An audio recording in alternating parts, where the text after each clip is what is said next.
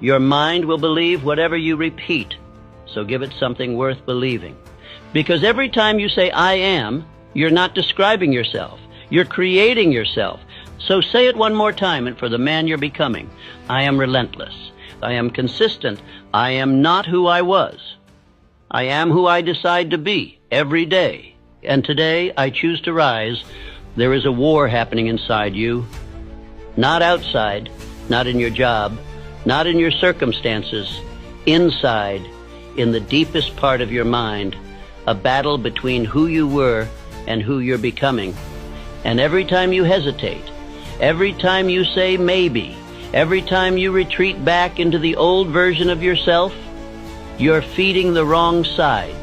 You've been running on a program, not one you chose, one installed by others, built from fear, repetition, and survival, a program written by your environment, your parents' doubts, your teachers' limitations, your own failures, and that operating system, it's outdated, it's slow, it's reactive, and it's been sabotaging your future behind the scenes for years.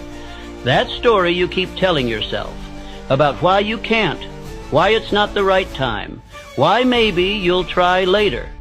That story is not yours. It's the virus in your code.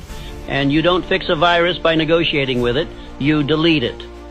One must be willing to burn his ships and cut all sources of retreat. That's not just a quote. It's the entry fee for change. If there's a way back, you'll take it. If there's an excuse, you'll use it. But if there's no way out, the only direction is forward. That's how transformation starts. Look at Henry Ford. The world laughed when he envisioned a horseless carriage. But he didn't ask for permission. He didn't ask, what if I fail? He said, whether you think you can or you think you can't, you're right.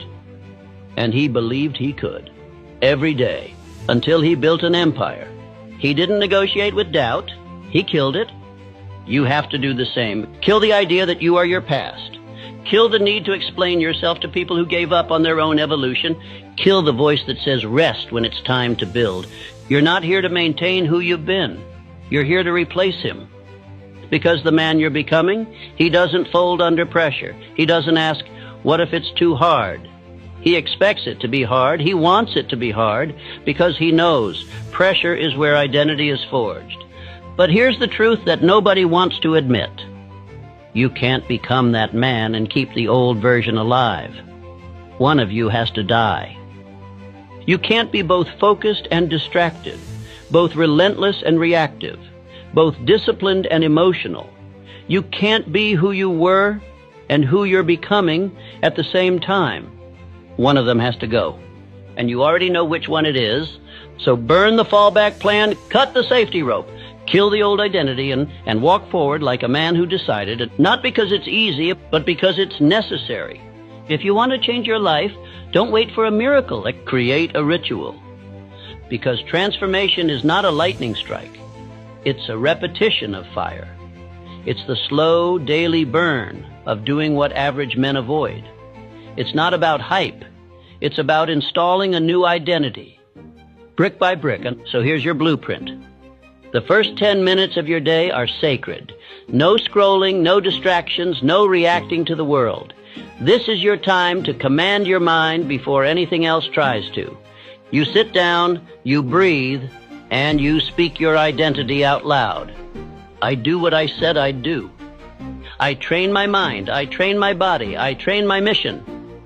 I am built for pressure, I am focused, I finish, not once, not twice, every day. Because repetition isn't boring, repetition is programming. The stronger loop always wins, so you build a stronger loop. This is exactly what Thomas Edison understood. He wasn't some one-hit genius. He failed over 10,000 times trying to invent the light bulb. But his belief never changed. He visualized the outcome every day. His identity wasn't tied to results. It was tied to the work.